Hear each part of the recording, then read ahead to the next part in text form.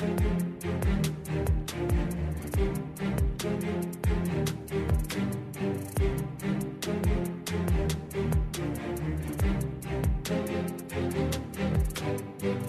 to another edition of the Yards After College podcast powered by KSLSports.com.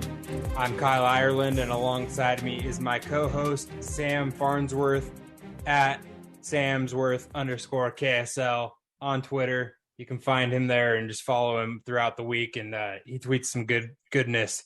You got some gems on Twitter, Sam. I thought you had a good week on Twitter. I'll say that much. I enjoy Twitter. The problem is, obviously it's an open forum for everyone and anyone to comment. And so I am okay. I'm 100% okay with people saying whatever they want to me in return. But at times I want to engage when I'm like, I just need to step back, let people have their opinions of me and my opinions too. But anyway, that's another story for another day. But I do enjoy Twitter. I got to put glasses on. I'm getting old here. There we go. Well, I'll say this much. I know that you're my co-host here, but you're co-host for KSL Sports Live, Jeremiah Jensen. Man, JJ, he was having a rough Sunday with your guys' Broncos. My goodness, you guys and your coach. There's some strong feelings over there in the studio. There are. It's okay. It's early, right? We got to let this breathe a little bit. We got to let it play out a little bit. We're in that world where, we judge a little more quickly than maybe. Sometimes it's okay to just step back, let it breathe, let him cut his teeth a little bit here and see where it goes. Well, this week of NFL was wild, Sam. It was crazy as far as coaching decisions like Hackett there. You had a bunch of wild stuff, but I think as far as the locals are concerned, talk about Covey having a crazy couple of weeks. He gets called up from the practice squad last week, and then the same thing happens again this week. But can you explain to our listeners a little bit about what happened to Covey as he tried to show up for the Eagles game? Yeah, no kidding. So this is a guy who he kind of caught Eagles Nation by storm, got their imaginations, their excitement a little bit as this underdog story, this undrafted kid who's coming out. He's showing his work ethic, his leadership. He's flashing moves and quickness. He showed that all in training camp, right? So he kind of caught Eagles Nation's attention, got them excited about this kid. Oh, this might be a guy who, we can get behind. It's almost like what's the old Eagles movie? With Mark Wahlberg, right? You know what I'm talking about? Where the walk-on, whatever. Yeah, everyone listening knows exactly what I'm talking about. But it's almost like another story of that. But here we are in 2022 with Covey. So this is his first NFL home game of his life, showing up at Lincoln Memorial Stadium, first ever game with the Eagles in their environment. He's super excited about it. Shows up. They don't let him park. They don't let him park in the players' lot because his parking pass is that of where the practice squad guys would park, which is a different lot. His teammates told him, just let him know, we'll let you in. Well, he tried. The attendant would have let him in, and Covey, I think, told the story the best. Yeah, well, to no fault of theirs, right? I had the practice squad pass. My teammates told me, just tell them you were elevated to the active roster and they'll let you in. But I could tell they didn't quite recognize me. And when I told them I was elevated and they said, look, you don't have the pass for this. And I said, no, I'm a player. And they said, we're sorry, man. And so I totally get where they're coming from. Did they know your name? Did they know who you were? I don't think so. So, which is understandable. I haven't, I got to prove myself in Philly before I deserve to be there. So I liked it. I had to park with the grinders, out about a half mile away with the tailgaters and walk through, and I thought it was a blast. Honestly, it's kind of like college. Did many of them know you? A few people recognized me, and they were kind of confused, and I had to ask them, where to go. But for me, like I said, it was kind of inspiring to walk through the crowd and see how much people love football here, and it made me determined, I want to be a great player here. And I didn't play my best on Monday, so I might have to walk through that crowd again and get even more determined. Well, so now you're going to park there over there all the time now with the tailgaters. I mean, I might. Some form of that. No, you're not. So, anyways. But it's a great story. Yeah, every single teammate has been giving me a lot of funny laughs about it today. Okay. So, anyway, that's pretty wild, right? I mean, the great thing I think the best part of Britton's story is that he said, having to park out there with the fans and walk through the tailgaters actually motivates him to prove himself that he belongs. Because he even mentioned that he didn't have the greatest game on Monday night, and right. So I love it. He's taking that experience and turning it into a positive, a motivator for him. Yeah, I love the fact that as a rookie, he's gotten called up 2 weeks in a row. So he's clearly showing the coaching staff there, Nick Sirianni, and his staff that, he's a reliable guy. I mean, special teams isn't glamorous, but when you make a mistake on special teams, everybody rips you for it, right? And so to have a guy who's reliable to go out there, he had 3 punt returns this last week, and then I think he had 2 the week before. I mean, he's not in a position where he's going out and running routes and catching touchdown passes right now, like some of his wide receiver teammates, but he's getting reps in the game. And I think that's important and pretty cool for a guy who went undrafted a few months ago and is already making an impact in the NFL. But Sam, every week here, we're gonna go through your MVPs of the week. So let's break it down. Sam, who are your MVPs of the week? Okay, so I started this last week when we were doing the show. I've made it a little fancier this week, I guess, but we've got my 3 stars. I kind of stole that from hockey. My 3 stars. And here we go. We'll start with number 3. Third star.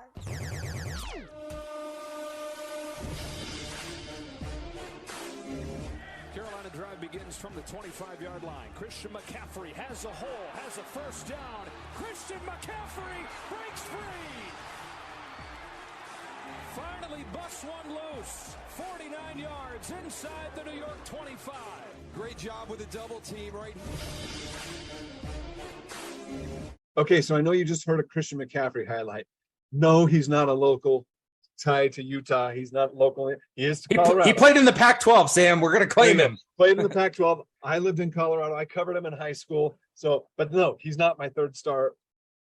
The third star is Brady Christensen, the guy who helped blow that hole open. He was a part of that double team that helped blow that hole open for Christian McCaffrey. McCaffrey had a big game, went for 100 plus in the game. The Panthers, I got to make sure I get this right. The Panthers as a team averaged 6.3 yards per carry in that game on Sunday. McCaffrey himself 6.8. Brady Christensen's a big part of that. And I'll tell you what, in 2 weeks, this is only his second NFL season. He's already playing at a very, very high level. In 2 weeks, he's played for 111 snaps, only 1 penalty called against him, and 0 sacks allowed in 2 weeks in the NFL. So Brady Christensen, I'm giving you some love this week with my third star. No, Sam, I thought that Brady, that big hole that he had on that Christian McCaffrey run was amazing. And I think that's really going to be paramount to the Panthers having success this year. You've seen that Baker Mayfield still is Baker Mayfield from the Cleveland Brown days. And so them being able to establish the run with having a guy like Brady Christensen making those big holes is going to be really critical for them. Let's move on to your number 2. All right, let's do it.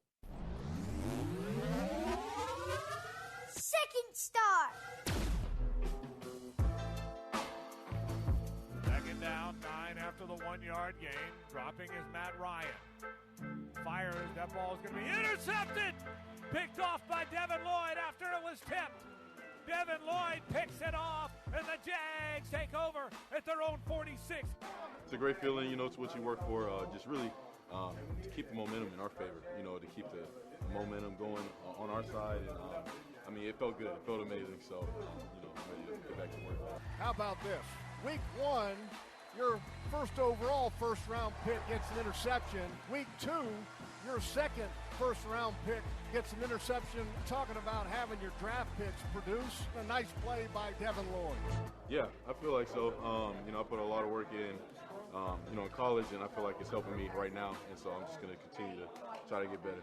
So there you go. My second star is Devin Lloyd, 6 tackles, 3 passes defensed, and yes, the big highlight, his very first career NFL interception in 2 weeks in the NFL. He's already playing like a leader on this defense. He's playing like exactly who the Jaguars went out to get in the first round. And you heard him say it at the end there. He's still crediting all the hard work he put in at the University of Utah, what he learned work ethic-wise at the University of Utah, to who he is today in the NFL through 2 weeks of his career. Hey, I'll say this much, Sam. He's led his team in tackles the first 2 weeks of his rookie season. I mean, that's pretty impressive for Devin Lloyd to go out there. He also made an interception there at the end of the game that just was a heartbreaker for me. Killed my Colts, still winless. 24-0. But I was happy because it was Devin Lloyd that made the pick there. So it was a little bittersweet moment for me. Let's move on to your number 1 star of the week, Sam. Who is it? First star. Let's go!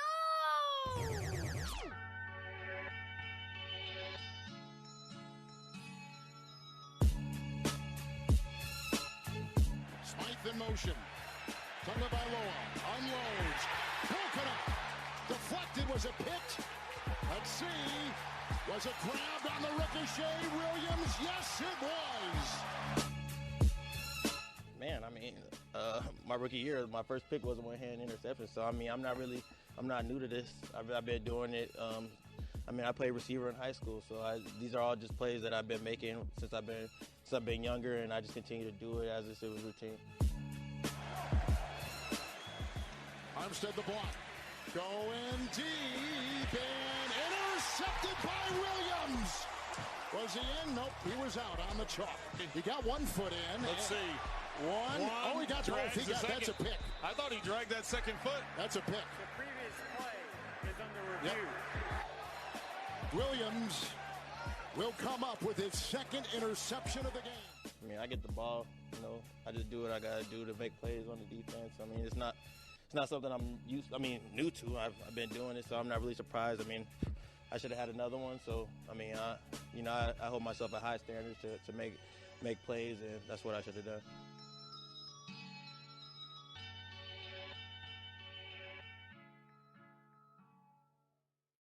There it is again.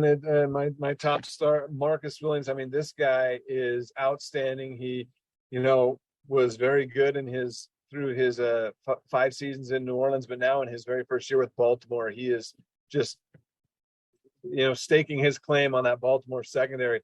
3 interceptions through 2 weeks of the NFL season. This guy might make his first career Pro Bowl this year. That's the level he's playing at. And he certainly has injected a lot of energy and excitement into that Ravens secondary.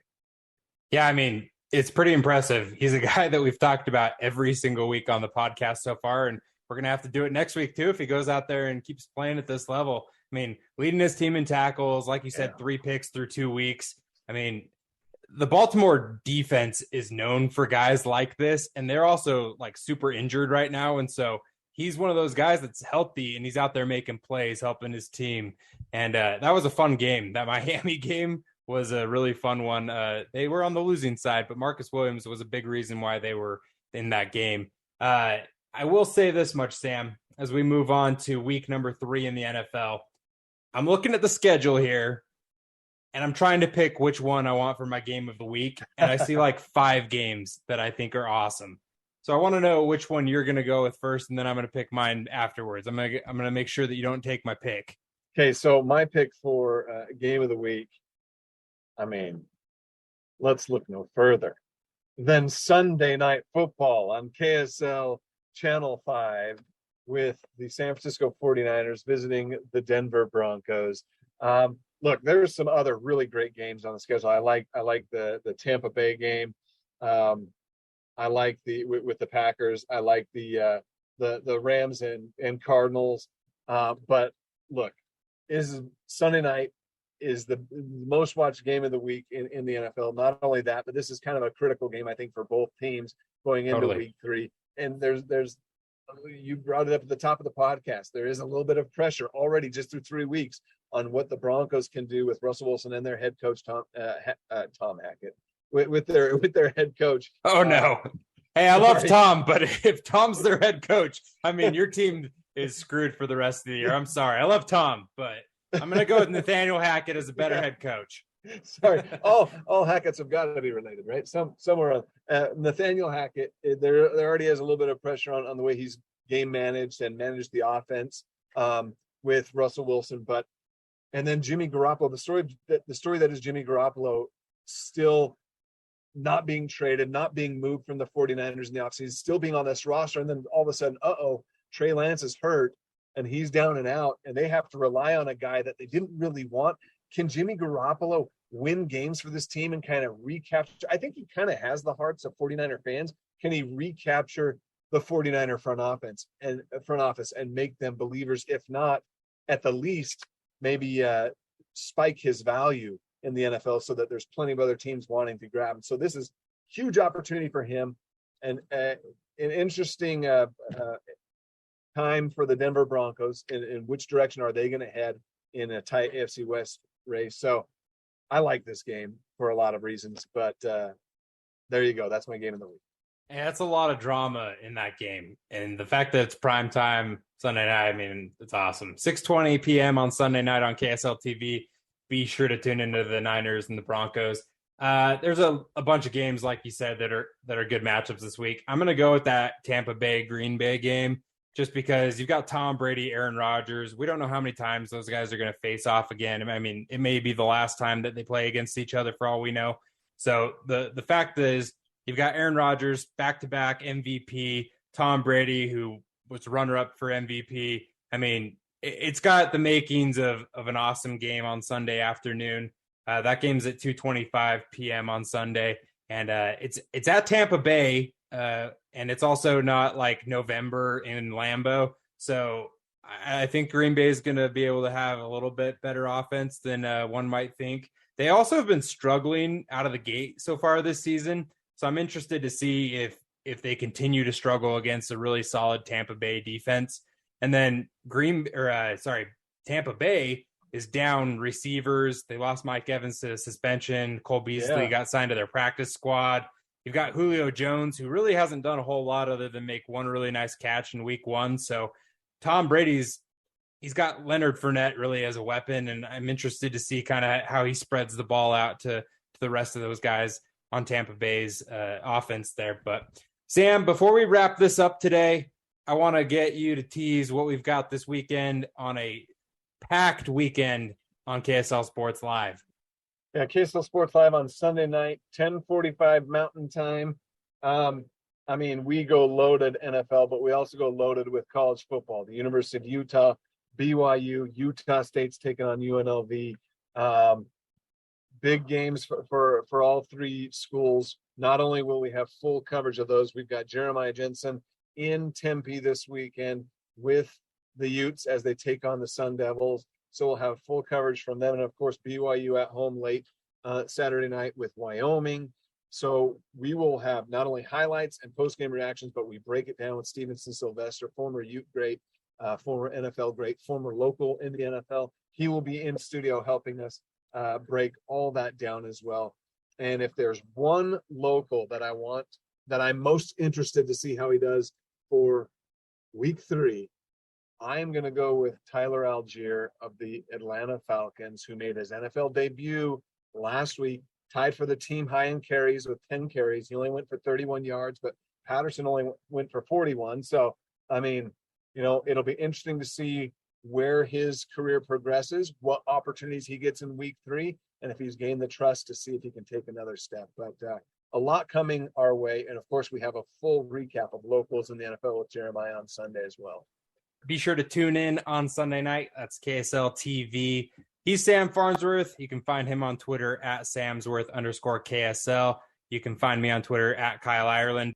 Like the podcast on all platforms. Give us 5 stars. Give us a little review. Tell us what we're really good at, what we're really bad at. Maybe more of the latter than the former, but who knows? We're working on it. We're getting this thing underway. But until next week, be sure to tune in to everything on KSL TV and check out KSLSports.com.